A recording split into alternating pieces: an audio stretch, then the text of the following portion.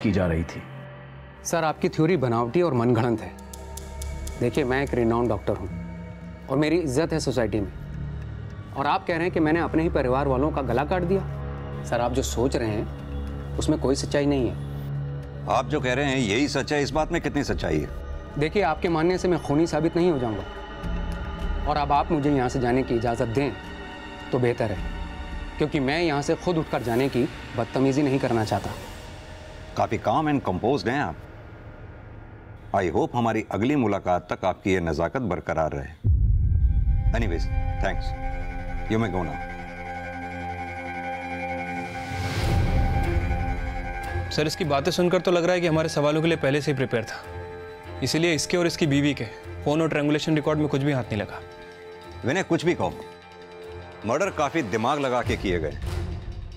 Medical expert कोई doctor ही हो ये जरूरी नहीं। हो सकता है आंचल के पति की गाइडेंस या फिर किसी और के इशारे पे कातिल 28 सितंबर की सुबह तोलानी परिवार के घर आया और एक साथ 5 लोगों का कत्ल कर गया।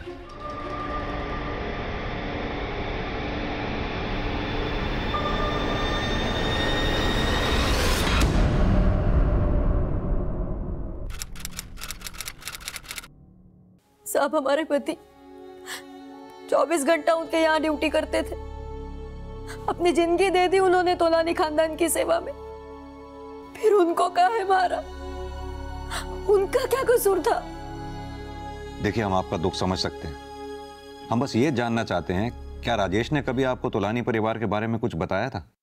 मेरा मतलब, तोलानी परिवार के बाकी सदस्यों का ललिता परिवार वालों से कोई झगड़ा, दुश्मनी? साहब, हम तो इंदरपुरी में रहते हैं और वो तो हमें कभी फोन करते नहीं थे। जब हमको पैसे का जरूरत होता तो हम ही फोन करते थे, तो वो बोलते, अरे अभी कैसे पैसा भेज दे भाई, अभी तक हमको तनख्वाह नहीं मिला है। अरे वो आपसे इतना काम कराते हैं, इतने रईस लोग हैं, फिर तनख्वाह काहे नहीं दिए? अरे बहुत ही लालची टाइप के लोग हैं, हमारा तो मन उकता गया यहाँ पर काम करके। तो फिर छोड़ काहे नहीं देते उनका काम? अरे मन तो करता है छोड़ने के लिए, लेकिन जब भी ख्याल आता है ना तो सामने पूरनमल जी का चेहरा नजर आ जाता है। अब वो हमको बचपन से पाले हैं, नमक खाए हम उनका, ऐसे कैसे छोड़ दे काम? और मान लो कि अगर हम काम छोड़ देते हैं तो इस उम्र में हमको काम कौन देगा? हैं? चलो अब रखते हैं, ठीक है ना? अब जीते जी तो वो हमारे पति का खून चूस रहे थे, और उनके घर डाका डालने वालों ने हमारे पति को ही जान से मार डाला। तोलानी परिवार के घर में डाका डाला था, ये बात आपसे किसने कही? वही उनके प्रकाश मालिक ने। 24 घंटा वो उनकी रक्षा में तैनात रहते थे, उनके लिए कितना जोखिम उठाते थे, और जीते जी वो उनकी तनख्वाह भी रोक के रखते थे, तभी वो हमको कोई पैसा नहीं भेज पाते थे। अगर राजेश आपको पैसा नहीं भेज पाता था तो फिर घर का खर्चा कैसे चलता था?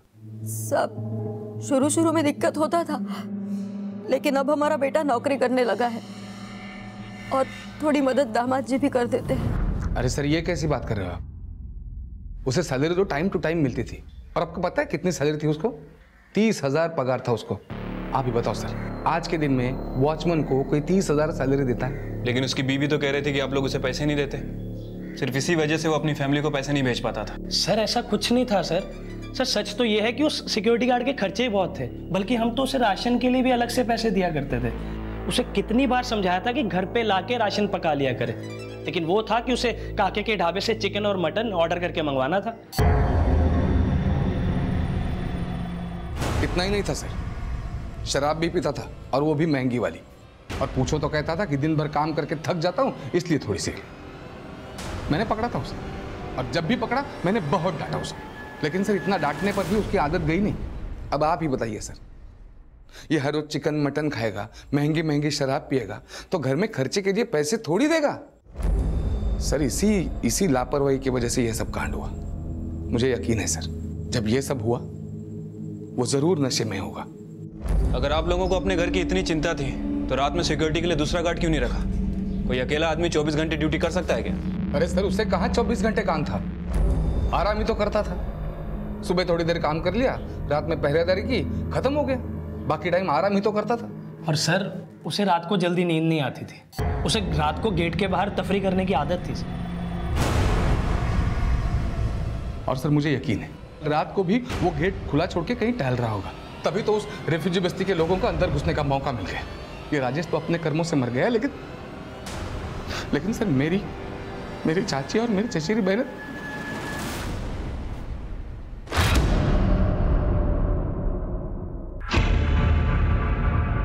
सर, तोलानीज के पड़ोसियों से पता चला है कि रोनित का ललिता की छोटी बेटी आरती के साथ काफी झगड़ा रहता था।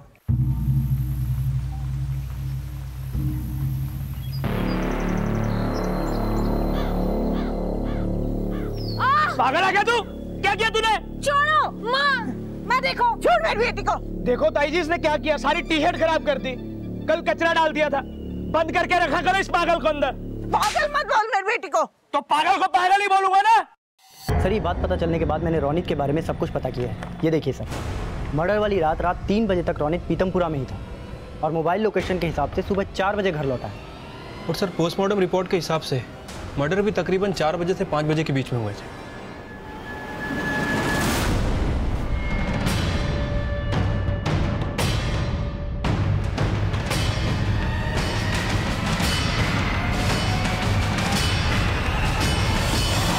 सर, उस रात मैं दोस्तों के साथ पार्टी कर रहा था, इसलिए घर लेट पहुंचा। तुम अकेले घर पहुंचे थे या तुम्हारे साथ में कोई और भी था? सर, मैं अकेला ही था। तुम जब घर पहुंचे तुम्हारे पहुंचने से पहले मर्डर हो चुके थे या आने के बाद हुए? सर, मैं घर पहुंचा, राजेश ने गेट खोला और मैं घर जाके सो गया।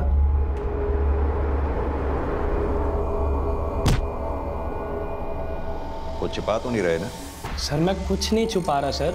सर, मानता हूँ कि ललिता ताई जी और उनकी बेटियों के साथ हमारी बोलचाल बंद थी, लेकिन सर मुझे क्या फायदा होगा उनको मार के? उसी ललिता ताई जी की सबसे छोटी बेटी आरती को सरेआम पीट कर फायदा मिला था तुझे? सर वो तो बहुत पुरानी बात है सर। सर, मानता हूँ कि मैं उन लोगों को पसंद नहीं करता था, लेकिन सर किसी भी वजह से मैंने उनको नहीं मारा sir. Please trust me.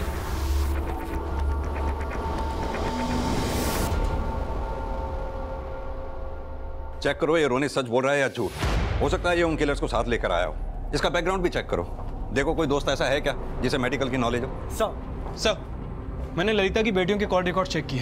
Sir, आरती तो फ़ोन यूज़ नहीं करती, लेकिन सर सुनीता के कॉल रिकॉर्ड से किसी डॉक्टर मनिंदर सोडी का नंबर सामने आया है। सर, ये देखिए, मर्डर के 1 दिन पहले भी इसने इससे कॉल किया था और लगातार टच में रहती थी।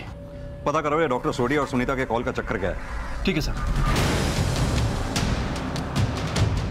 दिल्ली के करोल बाग के रिहायशी इलाके में रहने वाले तोलानी परिवार के 4 सदस्यों और उनके सिक्योरिटी गार्ड राजेश की हत्या में संदिग्ध कई थे और इस हत्याकांड में दिल्ली के डॉक्टर मनिंदर सोडी का नाम भी शुमार होने वाला था। सुनीता तोलानी और उसकी फैमिली के मर्डर के सिलसिले में आपसे कुछ बात करनी है। आप और सुनीता लगातार फ़ोन पे टच में थे ना? हेलो हेलो, क्या हुआ, चुप क्यों हो गए? जानते हैं ना आप सुनीता तोलानी को? सर, डॉक्टर मनिंदर सोडी तोलानीस का फैमिली डॉक्टर है और सर उसका क्लिनिक जिस दुकान में है वो तोलानीस की उन प्रॉपर्टीज में से है जो वो किराए पे देते हैं। तो डॉक्टर मनिंदर सोडी तोलानीस का किराएदार है? हाँ सर, वो उसका 1 लाख रुपए किराया देता है और सर पूछताछ से पता चला है कि सारी प्रॉपर्टीज का किराया ये प्रकाश वसूल करता है और 5 फैमिली में इक्वल डिस्ट्रीब्यूट कर देता है। लेकिन सुनीता का डॉक्टर सोडी को इतने कॉल करने का चक्कर क्या है? सर, जब मैंने डॉक्टर सोडी से बात की तो उसने बताया कि सर सुनीता तोलानी की तबीयत ठीक नहीं रहती थी, उन्हें हाई बीपी की प्रॉब्लम थी, बस इसीलिए वो मुझसे अक्सर फ़ोन पे कंसल्ट किया करती थी सर। तो सुनीता यही कंसल्ट करने के लिए डॉक्टर सोडी को इतने फ़ोन किया करती थी या फिर कुछ और ही चक्कर है? एक काम करो, सुनीता की बहन आंचल को बुलाओ, देखते हैं वो सुनीता और डॉक्टर सोडी के बारे में क्या कहती है। ठीक है सर। हाँ सर, सुनीता दीदी को ब्लड प्रेशर की प्रॉब्लम थी और डॉक्टर सोडी हमारे फैमिली डॉक्टर हैं। लेकिन सुनीता की डॉक्टर सोडी से काफ़ी बातें होती थी, उनका कोई अफेयर? नहीं सर, ऐसा कुछ नहीं था। अच्छा ये बताइए, सुनीता की शादी किससे हुई थी और उसका तलाक क्यों हुआ? सर, सुनीता दीदी के हस्बैंड NRI थे और शादी के बाद वो अपने हस्बैंड के साथ कनाडा शिफ्ट हो गई थी, लेकिन कुछ टाइम बाद उन दोनों में डिफरेंसेस आने लगे और करीब 15 साल पहले उनका डिवोर्स हो गया। उसके बाद दीदी बहुत टूट गई थी और कुछ टाइम बाद तो वो बहुत बीमार रहने लगी और फिर नीलम दीदी के हस्बैंड गुजर गए। माँ तो सुनीता और नीलम दीदी की दूसरी शादी कर देना चाहती थी, लेकिन उन दोनों ने मना कर दिया सर। वो माँ और आरती को अकेले नहीं छोड़ना चाहते थे। ललिता जी की फैमिली या आपका सुनीता और नीलम के परिवार से कोई ऐसा इशू जो इन सब के मर्डर्स की वजह बन सकता हो? नहीं सर, ऐसा कुछ नहीं था। और आपका? मेरा मतलब आपका अपनी मम्मी और बहनों से कैसा रिलेशन था? सर मैं जानती हूँ कि आप हम पे शक कर रहे हैं, लेकिन आपका शक करना बहुत ही गलत है। हम उनको मारने के बारे में सोच भी नहीं सकते सर। दिल्ली पुलिस की दोनों टीम्स लगातार इस केस में पर्सनल और आउटसाइडर एंगल को इन्वेस्टिगेट कर रही थी और जल्द ही उन्हें इस केस में एक नई इंफॉर्मेशन मिली। सर, ललिता की फैमिली और सिक्योरिटी गार्ड राजेश के मर्डर के 2 दिन पहले ललिता ने अपने बैंक लॉकर में विजिट किया था। सर, मैंने इस मामले में आंचल से बात की। उसने बताया कि ललिता बैंक लॉकर में अपने ज्वेलरीज रखती थी और दिवाली के पहले पूजा करने के लिए घर पे लाती थी। प्रकाश ने भी बताया था कि ललिता तोलानी के पास 70-80 लाख रुपए के गहने थे। चाची ने तो करोड़ों जमा कर लिए थे। 70-80 लाख के तो सिर्फ गहने और जवाहरात होंगे उनके पास। कहीं ऐसा तो नहीं ललिता तोलानी वो गहने दिवाली से पहले घर लाई और जो कबर्ड हमें खुली मिली थी उस कबर्ड में वो गहने रखे हुए? हो सकता है सर। विनय, एक काम करो, ललिता तोलानी के बैंक के लॉकर को चेक करने की परमिशन दो। ठीक है सर। पुलिस ने जब ललिता तोलानी के लॉकर की छानबीन की तो कई ऐसे दस्तावेज सामने आए जो इस केस में कई नए राज खोलने वाले थे। सर, ललिता के बैंक लॉकर में कोई भी ज्वेलरी नहीं मिली, लेकिन सर ये प्रॉपर्टी के कुछ पेपर मिले। सर, ये वही पेपर हैं जिसमें डॉक्टर सोडी का क्लिनिक है। ललिता इस दुकान को अपने नाम ट्रांसफर करना चाहती थी। और सर, ये जो दूसरा पेपर है इसमें ललिता इसी दुकान को डॉक्टर सोडी को बेचना चाहती थी। सर, डॉक्यूमेंटेशन हो चुका था, बस रजिस्ट्री करना बाकी था। डॉक्टर सोडी ने ये बात हमें पहले क्यों नहीं बताई? कि डॉक्टर सोडी से दोबारा से पूछताछ करो। ठीक है सर।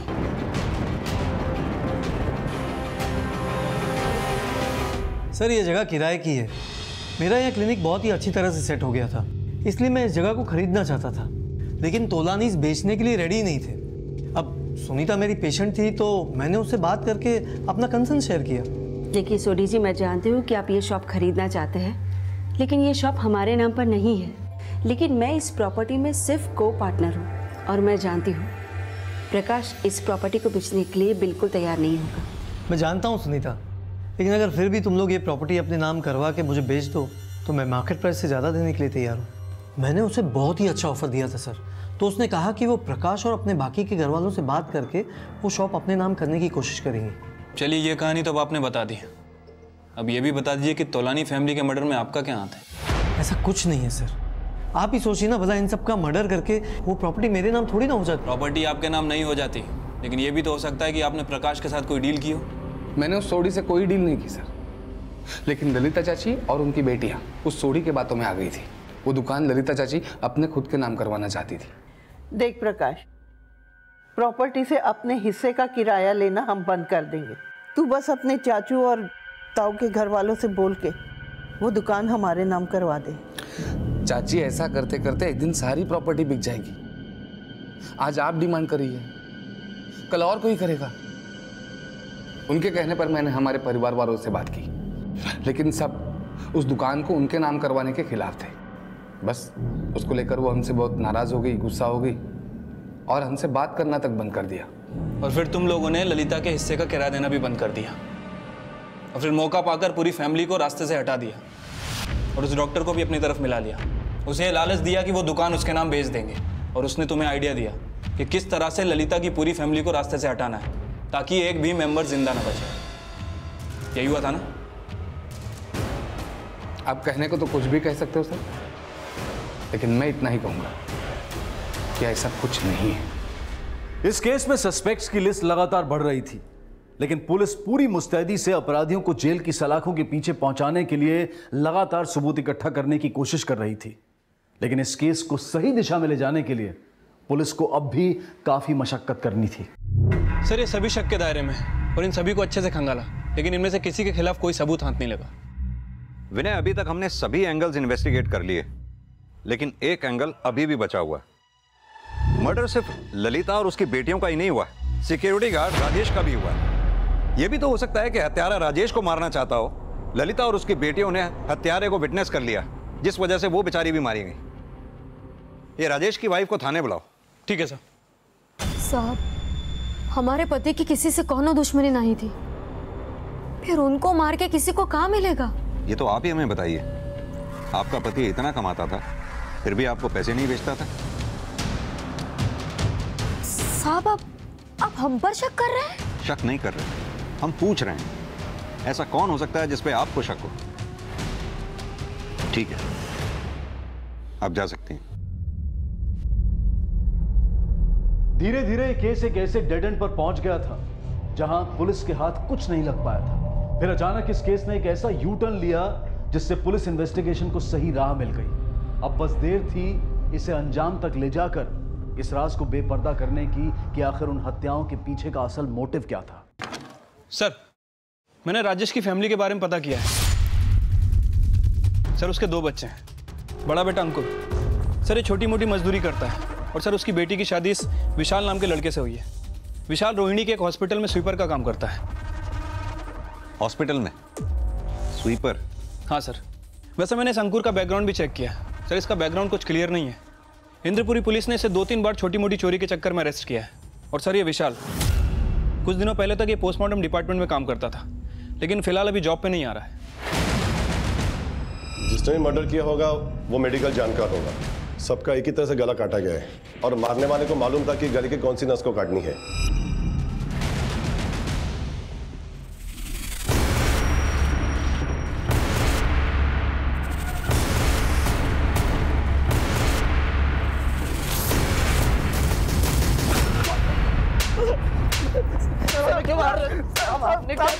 कुछ नहीं किया हमने।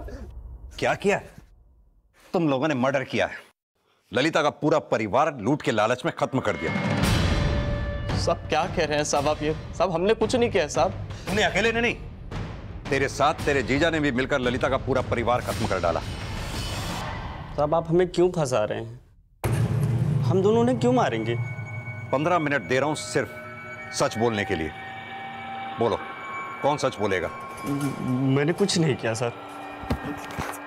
हमें सब पता है तुमने क्या किया है क्या नहीं किया। 28 सितंबर की रात तुम दोनों ललिता तोलानी के घर के बाहर थे। तुम दोनों के फोन स्विच ऑफ थे। सर, मैंने अंकुर और विशाल इन दोनों के कॉल रिकॉर्ड चेक किए। 28 सितंबर की रात इन दोनों के फोन बंद थे। तुम लोगों ने एक साथ अपने फोन स्विच ऑफ किए और ना सिर्फ ललिता तोलानी का परिवार लूटा, बल्कि उनका कत्ल करके दोनों फरार हो गए।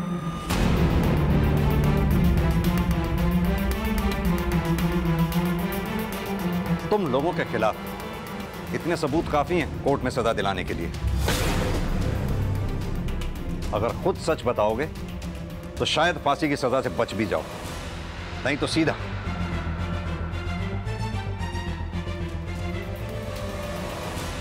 साहब, मैंने कुछ नहीं किया।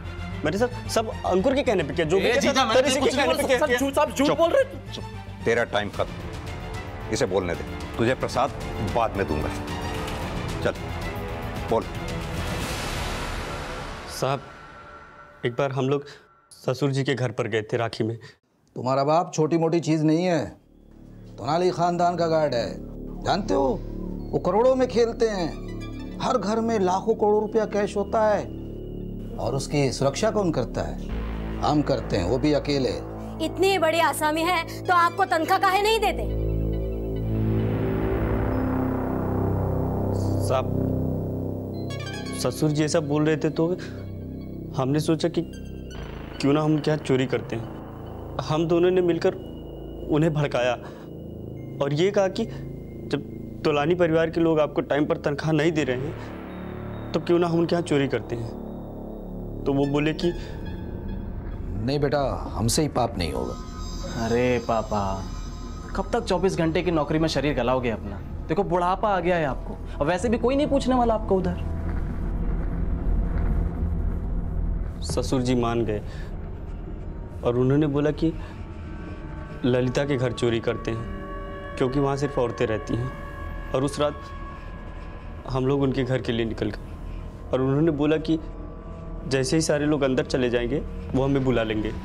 लेकिन सर, एक लड़का 4 बजे रात को आया और उसके जाने के तुरंत बाद उन्होंने हमें अंदर बुला लिया। साहब,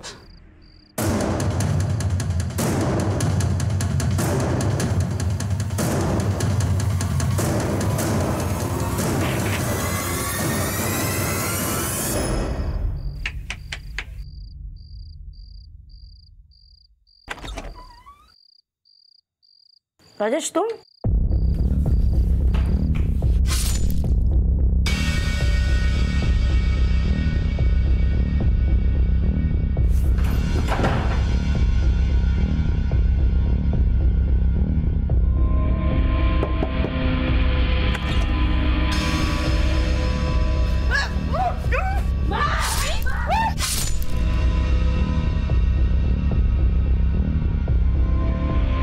एक ही अलमारी से इतना कुछ मिल गया था कि हमने दूसरी अलमारी खोलने का रिस्क नहीं लिया और तुरंत वहां से निकल गए।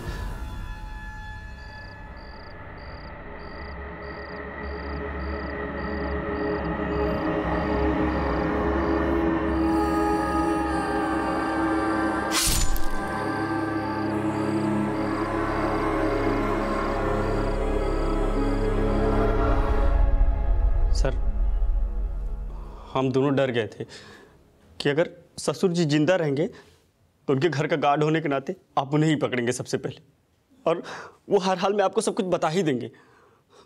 इसलिए सर, ना चाहते हुए भी उन्हें मारना पड़ा।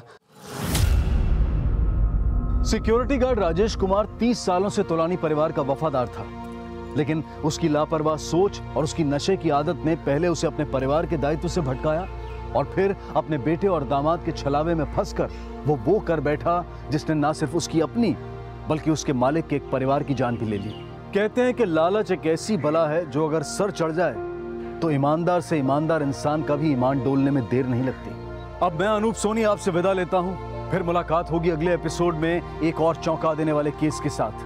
तब तक अपना और अपने परिवार का ख्याल रखें और देखते रहें क्राइम पेट्रोल सिटी क्राइम्स। सबक एक को सीख हम सबको। जय हिंद। नमस्कार, आदाब। क्राइम पेट्रोल सिटी क्राइम्स अध्याय के आज के एपिसोड में आप सबका स्वागत है।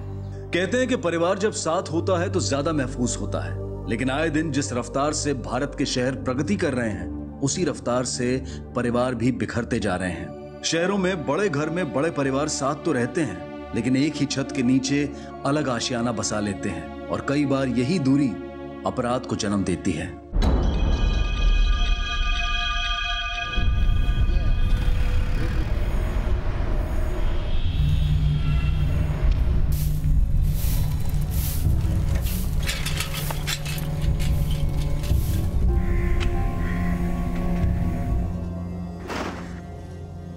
आजकल अखबार बड़े मोटे होते जा रहे हैं, इश्तिहारों के साथ साथ खबरें भी बढ़ती जा रही हैं। हमारी सुबह इन्हीं अखबारों की ताज़ा खबरों की रद्दी ढोने से शुरू होती है।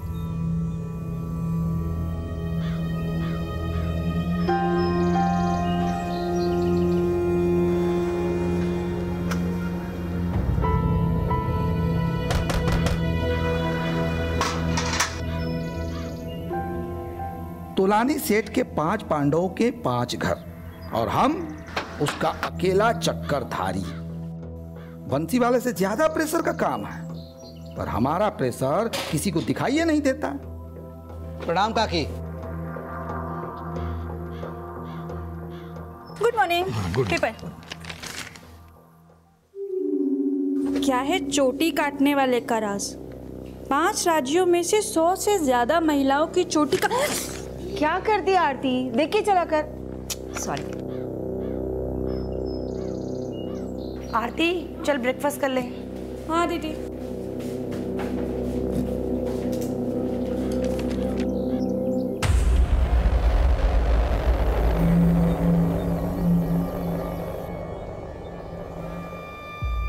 राजेश जी, वो चाची की गाड़ी बीच रास्ते में आ रही है, उसे हटवा देना। हाँ, अब तो पुताई हो गई है, बहुत दिक्कत हो रही है आने जाने में। प्रकाश, तू चौकीदार से क्यों बात कर रहा है? मुझसे बात कर। जब पुताई वाले उस पर रंग डाल रहे थे तब तो किसी को गाड़ी नजर नहीं आई, अब बड़ी दिक्कत हो रही है। चाची खैर छोड़ो ना इन बातों को, अब राजेश को बोलो और धुलवा लो गाड़ी। अब तो दिवाली भी आ रही है, लाइटिंग का काम शुरू हो जाएगा, फिर स्क्रैच वैच पड़ गया तो फिर। हाँ हाँ, दिवाली तो तुम लोगों की है, हम सब तो ठन को पाले। क्या चाची, पूरे तोलानी खानदान में आप ही तो सबसे मालदार हो। सुनीता, वो गाड़ी हटवा दो ना प्लीज, वो बड़ी दिक्कत हो रही है यार आने जाने में, प्लीज। हाँ हाँ ठीक है, पहले चाचा जी को हमसे प्रॉब्लम थी, अब तुम्हें है, तुम जाओ हटवा दूंगी। अरे हाँ ना, आप लोगों से तो बात करना बेकार है। तू वहां खड़ा खड़ा क्या मुस्कुरा रहा है? भाग यहाँ से।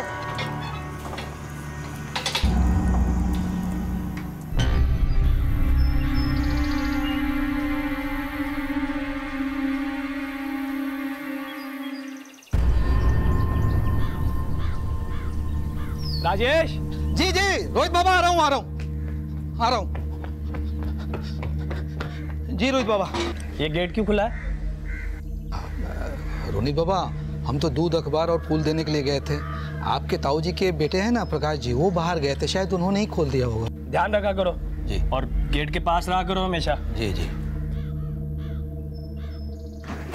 माँ, मेरे और नीलम के साथ जो होना था वो तो हो गया। अब कुछ भी करके आरती की शादी करा दीजिए। किससे करा दूं? 36 लड़के वाले इसको देख के जा चुके हैं, पर इस पगली को तो कोई पसंद ही नहीं करता। क्या बोला? अरे हाँ आंचल बोल। आंचल दीदी का फोन। अरे क्या कर रही लड़की बात? हाँ दी, आपको पता माँ ने मुझे वापस पगली बोला। अच्छा ठीक है, मैं मनाली से वापस आऊंगी तब माँ से बात करती हूँ। अब मनाली जा रहे हो? Second honeymoon? मेरा तो फर्स्ट भी नहीं हुआ। अरे क्या नाप शनाप बके जा रही है? कोई उससे फोन लेके दे, मुझे बात करनी है आंचल से। नहीं पहले मुझे ना मेरी बात करा। नहीं पहले मुझे बात करनी है। मुझे बात करनी है। नहीं आरती, नीलम दीदी को फोन दो, मुझे नीलम दीदी से बात करनी है।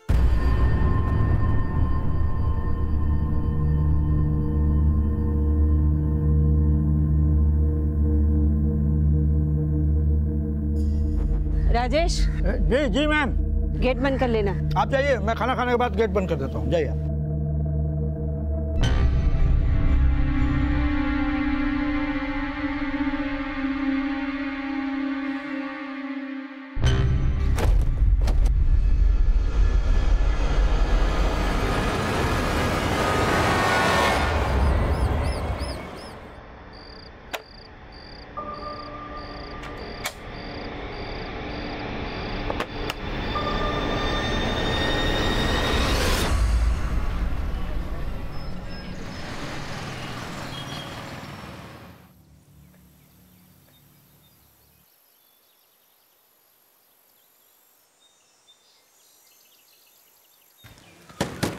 राजेश भाई, राजेश भाई, राजेश भाई,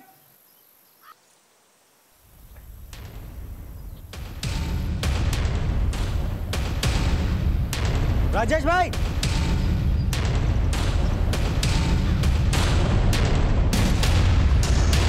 ए, तुम अंदर कैसे आ गए? साहब राजेश भाई।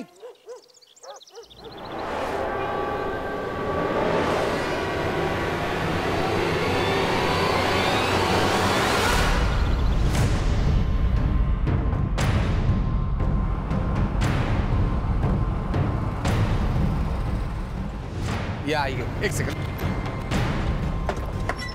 सर आइए, यहाँ हटिए आप लोग, प्लीज साइड देना, साइड होइए।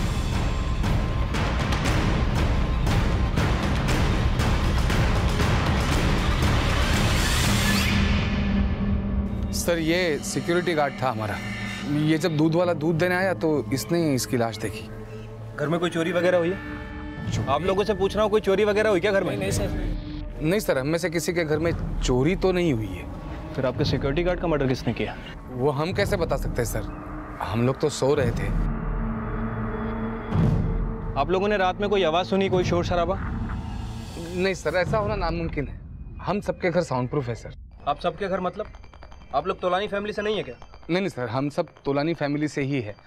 हुआ था ये कि हमारे चाचू ताऊ जी वो सब कुल मिला के 5 भाई थे। तो हमारे दादाजी ने पूरी प्रॉपर्टी के 5 हिस्से किए और हर एक को एक एक घर बनवा दिया। तो घर अलग अलग है लेकिन मेन गेट एक ही है सर। तो मतलब ये अकेला 5 घरों का सिक्योरिटी गार्ड था? जी। नाम क्या है इसका और कहाँ का रहने वाला है? जी ये राजेश कुमार है, इंद्रपुरी में घर है इसका। मलिक, बॉडी को पोस्टमार्टम के लिए भिजवाओ और ये गाड़ी हटवाओ। किसकी गाड़ी है ये सर चाची की गाड़ी है, मेरे ललिता चाची की। वो नहीं आई, मैं चाबी लेके आता हूँ।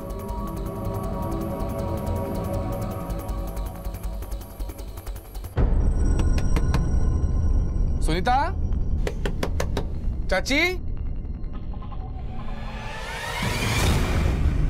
रोनित, रोनित!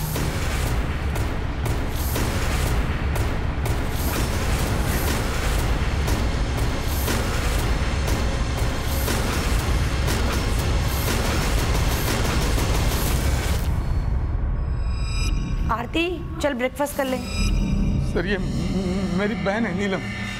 मैं जब आया तो दरवाजा खुला ही था और ये इधर। हटिया पीछे।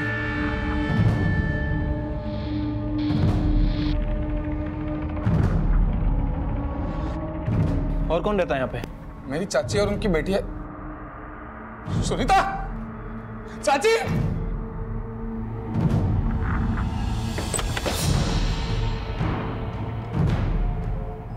हाँ हाँ, दिवाली तो तुम लोगों की, हम सब तो ठन ठन को पाले।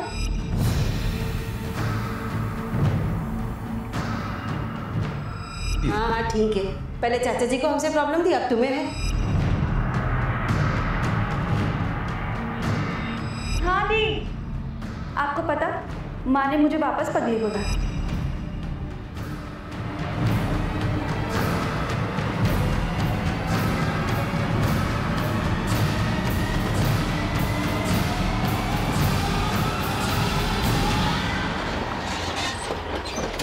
आइए सर।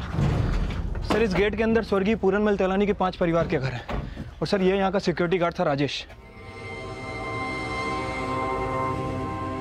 सर इसके अलावा स्वर्गीय पूरनमल तोलानी के स्वर्गीय बेटे की बीवी ललिता और उनकी 3 बेटियों के कत्ल हुए। बॉडीज वहाँ पे हैं सर। क्या गार्ड को मारने के बाद उन चारों की हत्या की गई? पॉसिबिलिटी है सर। उनका कहाँ है? ये है सर। सर ये ललिता की दूसरे नंबर की बेटी है नीलम, बाकी की लाशें ऊपर है। आइए सर।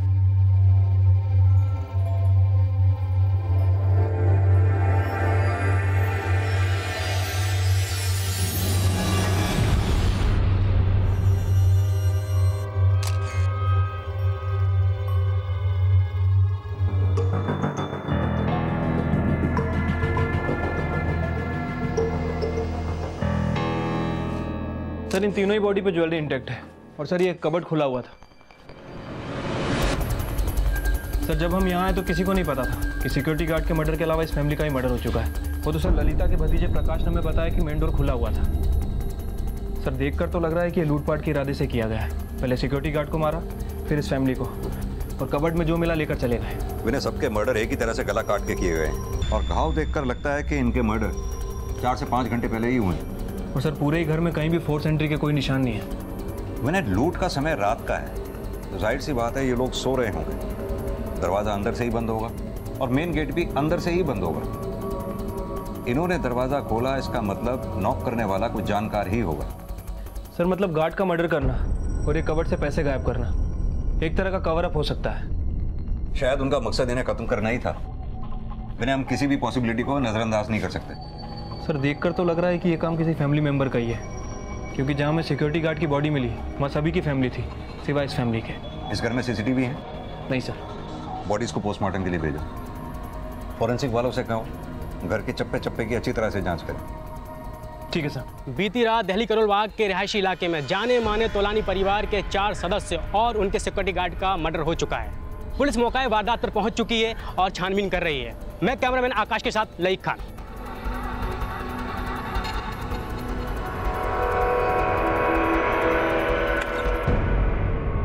आपको कितने बजे पता चला कि आपके गार्ड का मर्डर हो गया? सर सुबह 7 बजे सर। 7:05 पे आप लोगों का फ़ोन कंट्रोल रूम में आया। हमारी टीम यहाँ 7:30 बजे पहुंची। इस दौरान आप लोगों को ज़रा भी पता नहीं लगा कि ललिता जी और उनकी बेटियों की हत्या हो चुकी है? सर दरअसल ललिता ताई जी की फैमिली मेंबर से हमारी बातचीत बंद है, इसीलिए उनके घर कोई गया नहीं। ऐसी क्या वजह थी जो आप लोगों की बोलचाल बंद थी इनसे? नहीं सर, ऐसा बड़ा कुछ नहीं था सर। दरअसल चाची जी की उम्र हो गई थी तो बहुत चिड़चिड़ी हो गई थी। चाचा जी भी गुजर गए, उनका बेटा भी गुजर गया था, तो घर पे कोई मर्द था ही नहीं। कितना समय हो गया उन्हें गुजरे हुए? 15-16 साल हो गए। उनका बेटा सनी हरिद्वार गया था तो गंगा में स्विमिंग करते करते डूबने की वजह से उसकी मौत हो गई। उसके शौक से चाचा जी भी गुजर गए, बाकी रही ये सब औरतें। सर सच कहूँ तो बहुत डिप्रेशन में जी रहे थे वो। बड़ी बेटी सुनीता का डिवोर्स हो गया, मझली बेटी थी नीलम, उसके हस्बैंड की मौत हो गई। छोटी बेटी थी, उसकी दिमागी हालत ठीक नहीं थी, इसलिए उसकी शादी नहीं हो पाई। सब अंदर ही अंदर घुट घुट के जी रहे थे सर, कभी बाहर निकलते ही नहीं थे, और कभी बात की तो कोई ना कोई कारण निकाल कर झगड़ा करते थे। सर हमने तो हमेशा उनका दुख बांटना चाहा, लेकिन उन्होंने खुद ही हमें पराया कर दिया था सर। और अब तो ललिता जी का पूरा परिवार ही खत्म हो गया। नहीं सर, ऐसा नहीं है। उनके और एक मझली बेटी है आंचल, वो शादीशुदा है, वो यमुना विहार में रहती है अपने पति के साथ। उसको इन्फॉर्म किया? जी नहीं सर, एक्चुअली उनका कुछ कांटेक्ट नंबर नहीं है हमारे पास, इसलिए।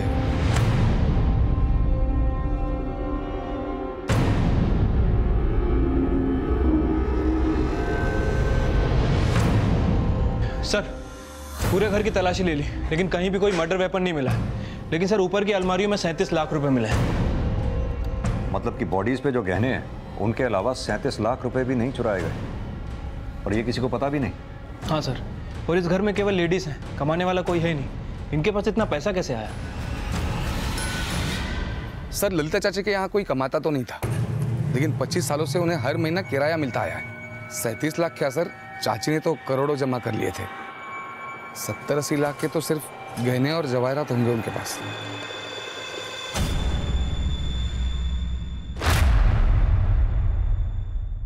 गुजरे दौर में स्वर्गीय पूरनमल तोलानी का नाम दिल्ली के रईस लोगों में आता था। उनकी सेकेंड और थर्ड जनरेशन के पास जमीन जायदाद और धन दौलत की कोई कमी नहीं थी। लेकिन सवाल यह था कि स्वर्गीय पूरनमल तोलानी की 80 वर्षीय बहू ललिता तोलानी और उनकी 3 बेटियों को सिर्फ लूट के इरादे से मौत के घाट उतारा गया था, या फिर उनके साथ साथ तोलानी परिवार के सिक्योरिटी गार्ड राजेश कुमार के मर्डर का मोटिव किसी और ही एंगल से जुड़ा था। सर तोलानी खानदान के हर घर हर कमरे की तलाशी ली, लेकिन फॉरेंसिक टीम को कुछ भी हाथ नहीं लगा। लेकिन विनय, तोलानी फैमिली पे शक न करने की कोई खास वजह नहीं है। विनय, ये तोलानी परिवार के सभी मेंबर्स के कॉल डिटेल्स निकलवाओ। हमें इनसाइड आउटसाइड दोनों एंगल्स इन्वेस्टिगेट करने होंगे। 2 टीम्स बनाओ। ठीक है सर। एक टीम तोलानी परिवार के दोस्त दुश्मन सभी से पूछताछ करेगी, दूसरी टीम आउटसाइडर से हिस्ट्री निकालेगी। घर आने जाने वाले सभी ड्राइवर्स, हेल्पर्स, सर्वेंट्स, सबसे हमें हर पॉसिबिलिटी को खंगालना होगा। Yes sir. Yes sir. और हाँ विनय सर, ललिता की मंजली बेटी आंचल का कांटेक्ट नंबर पता करके उसे मिलने के लिए बुलाओ। राजेश की फैमिली को भी। ठीक है सर। तोलानी परिवार के साथ हुई इस घटना ने पूरी दिल्ली में सनसनी फैला दी। पुलिस इनसाइडर और आउटसाइडर दोनों एंगल को खंगाल रही थी। अब तक आउटसाइडर एंगल में लोकल गैंग्स को पकड़ा गया था जो उसी एरिया में एक्टिव थे, लेकिन उनमें से किसी भी गैंग का तोलानी परिवार में हुई लूट और मल्टीपल मर्डर्स में कोई हाथ नहीं था। और अब पुलिस का पूरा फोकस इनसाइडर एंगल पर था। सर ललिता की बड़ी बेटी सुनीता के फोन से हमें आंचल का नंबर मिला है, मैंने उसे इन्फॉर्म कर दिया है।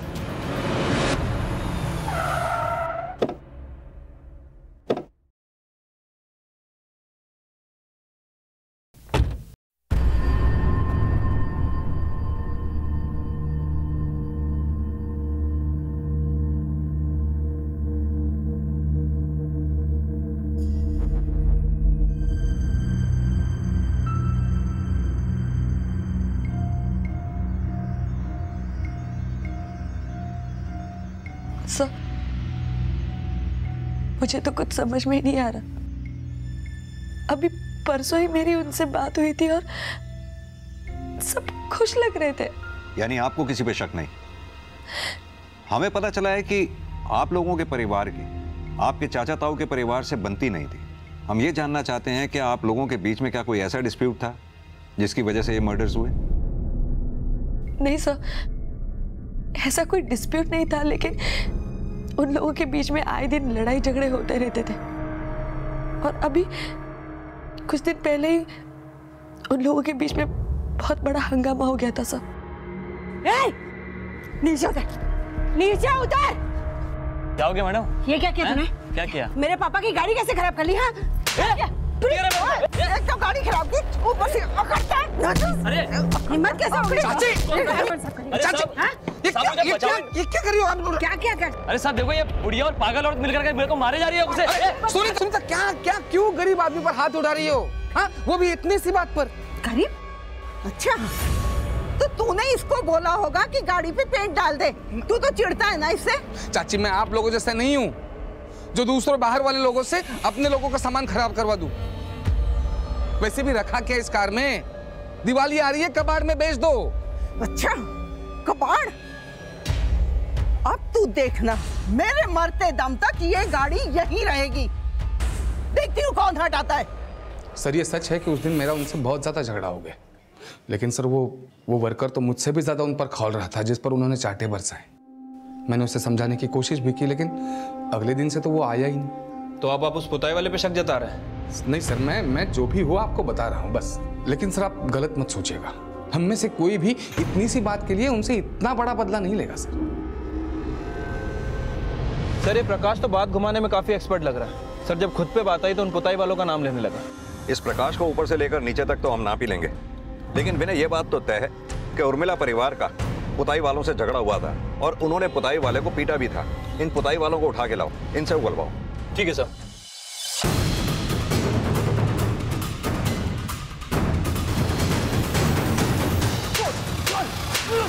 उनके थप्पड़ बहुत परेशान कर रहे थे ना तुझे, इसीलिए मार दिया ना उनको? नहीं साहब, हमने किसी को नहीं मारा साहब, हमने कुछ नहीं किया। सच बोल, वरना हमारे थप्पड़ नहीं रुकने वाले। साहब हमने कुछ भी नहीं किया साहब, हमने कुछ भी नहीं किया साहब। सर मर्डर 28 सितंबर की सुबह 4 से 5 के बीच में हुआ होगा। जिसने मर्डर किया होगा वो मेडिकल जानकार होगा। सबका एक ही तरह से गला काटा गया है और मारने वाले को मालूम था कि गले की कौन सी नस को काटनी है। एकदम करेक्टली जगले वेंस को काटा गया ताकि बचने की कोई उम्मीद न रहे। पोस्टमार्टम रिपोर्ट के अनुसार कातिल ह्यूमन एनाटॉमी का जानकार था और अब पुलिस के रडार पर वो सब थे जो किसी भी तरह की मेडिकल जानकारी रखते थे। इस घटना को हुए 40 घंटे बीत चुके थे और हर मिनट पुलिस के ऊपर मीडिया और प्रशासन का दबाव बढ़ता जा रहा था। और वो है उसकी बेटी आंचल का पति डॉक्टर योगेश। सर थोड़े समय के लिए अगर मान लें कि आंचल भी इस केस में इन्वॉल्व है तो सर मोटिव काफी स्ट्रांग हो सकता है, क्योंकि ललिता की प्रॉपर्टी की एक आंचल ही अकेली नॉमिनी बचती है। और अगर ये दोनों इस कत्ल में शामिल हैं तो विनय हो सकता है अगले दिन सुबह इनका मनाली जाना अपनी एलिबाई खड़ी करने की साजिश हो सकता है सर। वैसे सर हमें घर में कोई भी 4 एंट्री के निशान नहीं मिले हैं। ऐसा हो सकता है कि कत्ल के पहले वाली सुबह ये दोनों मियाँ बीवी घर में घुसे हों, गार्ड ने इनके लिए दरवाजा खोला हो।